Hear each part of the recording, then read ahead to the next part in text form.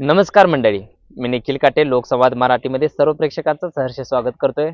सांगोला तालुक्यातील राजकारण खरं तर हे सांगोल्यातील औत्सुक्याचा विषय ठरलेला आहे आणि याच अनुषंगाने सांगोला तालुक्यातील राजकारणामध्ये वेगवेगळी समीकरणं देखील आपल्याला पाहायला मिळत आहेत.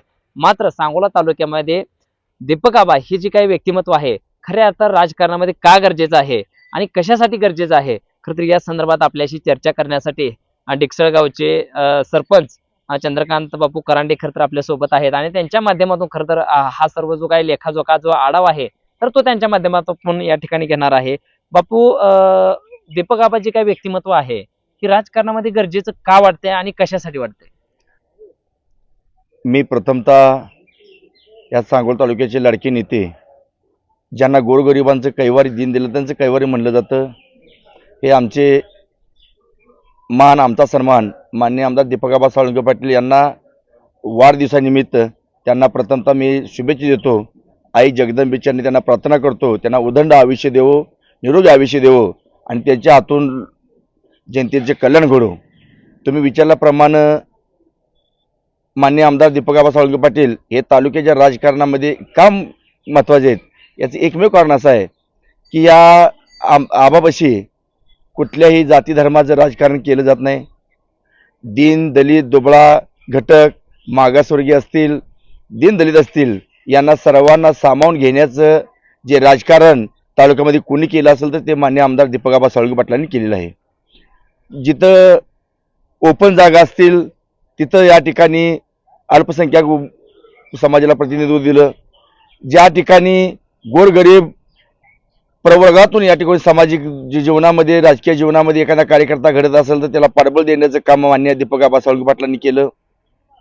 तालुक्याच्या राजकारणामध्ये असेल, जिल्ह्याच्या राजकारणामध्ये असेल, एखादा होत करून मुलगा असेल किंवा आर्थिकदृष्ट्या दुर्बल असेल तर अशा तरुण पोरांना संधी देण्याचं काम कोण तालुक्यात करत असेल तर माननीय दीपकआबा साळुंके पाटील करत असेल. याचं उदाहरण सांगायचं असेल तर मी चंद्रकांत करांडे, आमचे मित्र अनिलजी मोठे, जवळचे सज्जन मागाडे, असे भरपूर असे आहेत की ज्या ठिकाणी कोणत्याही गोष्टीचं आरक्षण नसताना किंवा हे कोण पण होत करून मुलगा आहे अशा लोकांना या ठिकाणी या दीपकआबा साळुंके पाटलांनी प्रतिनिधित्व केलंय.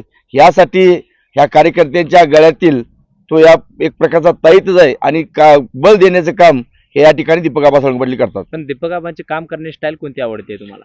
काम करण्याची स्टाईल एकच आवडती की मी माझ्या राजकीय जीवनामध्ये असेल अशी बरीच उदाहरणं आहेत. या जवळा गिरडी जिल्हा परिषद गटामध्ये अशी बरीच उदाहरणं आहेत की मंत्र्यापर्यंत गेल्यानंतर त्या ठिकाणी आम्हाला पाठवतात आणि त्या मंत्र्याला मला फोन लावून सांग म्हणतात. सचिव असतील मंत्रालयामधील, खासदार असतील, आमदार असतील, तहसीलदार असतील किंवा कलेक्टर असतील, यांना सर्वांना तिथे गेल्यानंतर मला फोन लाव आणि ते सगळं सांगतात की ह्या असा कार्यकर्ता आलेला आहे, या कार्यकर्त्याचं काम आहे, तुम्ही ते ऐकून घ्या. आम्हालाही त्याच्यामुळे या ठिकाणी ऊर्जा मिळते. मग आमचा जर नेता जर सचिवाला फोन लावत असेल, आमचा जर नेता मुख्यमंत्र्याला फोन लावून देत असेल, आमचा जर नेता खासदार आमदारांना फोन लावून जर आमच्या समोर बोलत असेल तर याच्यासारखं राजकारण किंवा समाजकारण करण्याचं कुणाची हातोटी कुठल्याच राजकीय नेत्यामध्ये नाही, ही आजची परिस्थिती आहे. पण आता यामध्ये प्रामुख्यानं सांगितले की तुमचा नेता, पण जवळा गिरडी जिल्हा परिषद गटामध्ये प्रामुख्यानं हा जवळा आणि गिरडी गट त्यांचा बालेकिल्ला मानला जातो. ह्याच्या पाठीमागचं कारण काय किंवा विकासाच्या दृष्टीने काय काम ह्या भागामध्ये त्यांनी केली? विकासाच्या दृष्टिकोनातून म्हणलं तर ह्या गावामध्ये आता जी परिस्थिती आहे, आता जे आपण जे उभारलोय त्यामध्ये ह्या दिवसामध्ये या गावामध्ये पिण्यासाठी पाण्याची कमतरता होती. या ठिकाणी कुठलेही क्षेत्र म्हैसाळ योजनेमध्ये जे समावेश झालेले क्षेत्र आहे ते क्षेत्राची संख्या डिकसळ असेल, पारे असेल, घेडे असेल, हांगिरगे असेल, हे कमी प्रमाणात समाविष्ट होतं. पण या नेत्यानं पाठपुरावा करून त्यावेळचे तत्कालीन मंत्री माननीय जयंतजी पाटील साहेब यांना पुढाकार करून यांना बैठक लावून हे आमच्या आता माझ्या गावाचं उदाहरण सांगतो, आज सगळ्याच गावातील आहे. माझ्या गावातलं 750 हेक्टरचं पाणी फक्त या ओलिताखाली येणार होतं म्हैसाळचं. पण आता ज्या घडीला या माननीय दीपकआबा साळुंके पाटील यांच्या पत्रानुसार, यांच्या बैठकीनुसार, यांच्या सूचनेनुसार या ठिकाणी जवळजवळ 95% क्षेत्र हे डिक्सलचं ओलिताखाली आले. याचा एकच फायदा असा झाला की संपूर्ण गावामध्ये या माझ्या मतदारसंघामध्ये जिल्हा परिषद गटामध्ये या ठिकाणी आता कधी न पाहिला असा ऊसाचं क्षेत्र मक्याचं क्षेत्र या ठिकाणी वाढलेलं आहे. याचं एकमेव कारण असं की ज्यावेळी म्हैसाचं पाण्याचं या ठिकाणी येणार होतं, पण काही लोकांनी अडवल्यामुळं किंवा काही लोकांनी वर राजकीय दबावामुळे ते पाणी अडवून ठेवलं होतं. पण ज्या दिवशी काकासाहेब साळुंखे पाटलांची पुण्यतिथी होती त्या दिवशी या आम्ही सगळ्या कार्यकर्त्यांनी उठाव करून मान्य दीपक आबा साळुंखे पाटलांना या ठिकाणी कानावर घालून वायफळच्या घाटावर जिथं आता आपला कॅनल जातो मेन कॅनल, त्या कॅनलवर रात्री दीपक आबा साळुंखे पाटील हे रात्रभर आमच्या संघ होते. आम्ही त्या एका वस्तीवरची शिळी भाकरी आम्ही मागून खाल्ली रात्री. ते साक्षीदार पाहिजे असेल तर आम्ही, मी कार्यकर्ता आहे, गिरडीचे कार्यकर्ते आहेत, पारेचे कार्यकर्ते आहेत आणि आमचे पवार साहेब आहेत. यांना आम्हाला आश्चर्य एवढं वाटलं की एक आमदार, एक नेता कार्यकर्त्यांनी बोलल्यानंतर रात्री येऊन इथं ब्लास्टिंग ज्या ठिकाणी चालू आहे, पोकलिंग त्या ठिकाणी चालू आहे, त्या ठिकाणी रात्रभर थांबले. आणि पहिला प्रवाह जर कोणी आणला असेल तर मान्य दीपक आबा साळुंखे पाटील यांनी आणला. याची साक्षीदार आम्ही आहे. उपोषण केलं, सर्व गोष्टी केल्या, सगळ्यांनी आम्ही ही करून पैसे काढून या ठिकाणी पहिलं पाण्याचा प्रवाह डिक्सळपासून जो चालू होणारा प्रवाह आहे तो डिक्सळ, पारे, नराळ, हाबेशवाडी, हांगिरगे, गावडेवाडी या भागांना पोचला. हे काम करण्याची दानत, ही काम करण्याची पद्धत फक्त मान्य दीपक आबा साळुंखे पाटील यांच्याकडे आहे. हे सर्व गटांना माहित आहे. दीपक आबामुळे पाण्याचा प्रश्न ह्या भागाचा सुटलाय, चांगला सुटलाय. आणि असाच सुटला नाही की ज्या दिवशी आमच्यावर एका ठिकाणी हल्ला झाला हिवरे गावामध्ये, ज्या दिवशी पाण्याला आम्ही गेलतो, हल्ला झाल्यानंतर मान्य दीपक आबा साळुंखे पाटील पहाटे 5:30ला आमच्या त्या ठिकाणी हजर झाले आणि तिथल्या कार्यकर्त्याची बैठक घेतली. त्या कार्यकर्त्याच्या बैठकीत त्यांनी सांगितले की तुम्ही पाण्याचं तोंड हे गेली 4 वर्ष झालं बघितलंय, पण आमच्या कार्यकर्त्यांनी अजून पाणी सुद्धा बघितलं नाही आणि तुम्ही आमच्या कार्यकर्त्याला जर असं धमकावून जर हे करत असेल तर मी इथं येऊन बसलोय. मग ते त्या आसपासचे जे कुंभारी, धावडवाडी असेल, बाज असेल, बेळंकी असेल, ह्या कार्यकर्त्यांना आबांनी एकत्र घेतलं. आम्ही गिरडी परिसरातील, डिक्सळ परिसरातील, पारे परिसरातील मंडळी सर्वांनी एकोपा बसून आम्हाला समोपचारानं तो वाद मिटवला आणि पाणी येण्याचा प्रवाह इकडे चालू झाला. हे कधीही आमच्या जीवनातून, आमच्या मनातून जाणार नाही, हे साक्षीदार आम्ही आहे. मग आता यामध्ये प्रामुख्याने बघितलं तर जी काही दीपक आबा नावाचं जे काही व्यक्तिमत्व आहे, खरं तर सांगोल्याच्या राजकीय वादामध्ये किंवा भोवऱ्यामध्ये प्रत्येक वेळेस असतं आणि त्यांच्यावर टीका टिप्पणी सुद्धा खरं तर सांगोल्यामध्ये यावेळेला आपल्याला झालेली देखील बघायला, कोणी पांढऱ्या पायाचं म्हणलं, चुकलेलं वासरू, अशा पद्धतीचं खरं तर टीका टिप्पणी झालेली खरं तर आपलं पाहिलं. काय वाटतं या गोष्टीला? मान्य दीपक आबा साळुंखे पाटलांना या सांगोल्याच्या राजकारणामध्ये 50 वर्ष झाली, पण 50 वर्षाच्या राजकारणामध्ये किंवा आम्हाला कळत्यापणापासून या राजकारणामध्ये, ह्या तालुक्यामध्ये अशी पातळी कुठलीही खालच्या लेवलला गेली नव्हती. हे खालची पातळी जाणे सर्वस्व जर कोण असेल तर याला यातील माजी लोकप्रतिनिधी असतील, सत्ताधारी असतील, हे कुठंतरी वेगळ्या वळणाला हे राजकारण चाललेलं दिसतंय. हे वेगळ्या वळल्या राजकारण जाण्याचं जर श्रेय कोणाकडे असेल तर ते माननीय आमदार शहाजीबाबू पाटलाकडे असेल. का असेल तर मी मुद्दाम नाव घेऊन सांगतो की बापू, ज्या दिवशी आबांचं तिकीट कॅन्सल झालं राष्ट्रवादी काँग्रेस पक्षाकडून, त्यातला एक मी कार्यकर्ता आहे.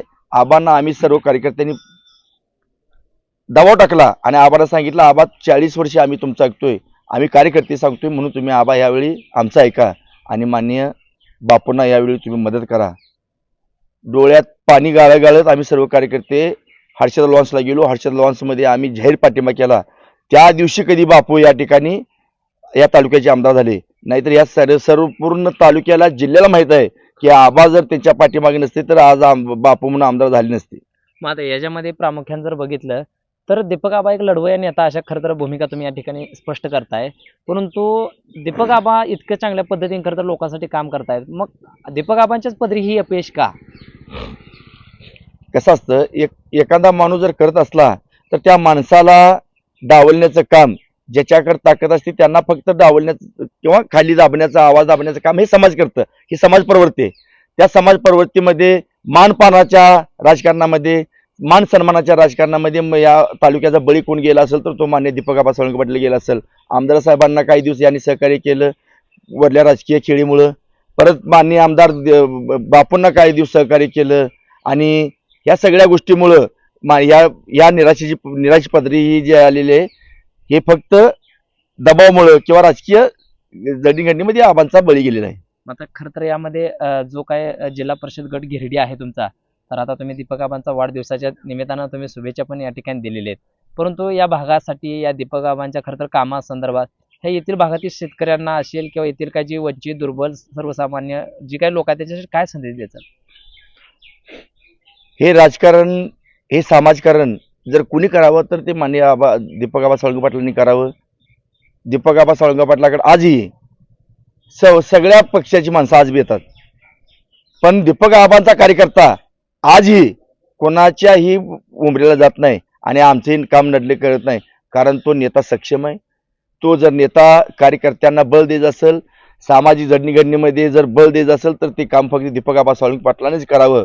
आणि या गिरडी गटातील ही कार्यकर्त्यांना माहित आहे की काम करण्याची हातोटी, काम करण्याची पद्धत ही कोणाकडे असेल तर ते मान्य दीपक आबा साळुंखे पाटलाकडे आहे.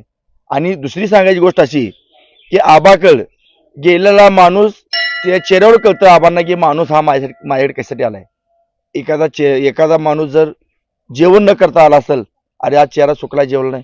एखादा माणूस जर कोमलते चेहऱ्याला असं तो आजारी पडलाय. एवढी दानत आणि एवढी हातोटी ह्या मान्य दीपक आबा साळुंखे पाटलाकडे आहे. असा नेता या तालुक्यासाठी, आमच्यासाठी परमेश्वराने दिलेली एक देणगीच आहे असं आम्ही समजतो. तर मंडळी, दीपक आबा राजकारणामध्ये का, कशासाठी आणि हे एक नेतृत्व खरं तर सांगोल्याच्या राजकारणामध्ये का गरजेचं आहे, त्याचबरोबर त्यांच्या जे भागासाठी काय काम केलं, खरं तर हे चंदूबापूंनी या ठिकाणी अतिशय चांगल्या पद्धतीने, मार्मिक पद्धतीने या ठिकाणी सांगितलेलं आहे. हा एक व्यक्ती नसून खरं तर एक समाजकारणी खऱ्या अर्थानं कसा असतो, खरं तर याचं एक उदाहरण याच्या माध्यमातून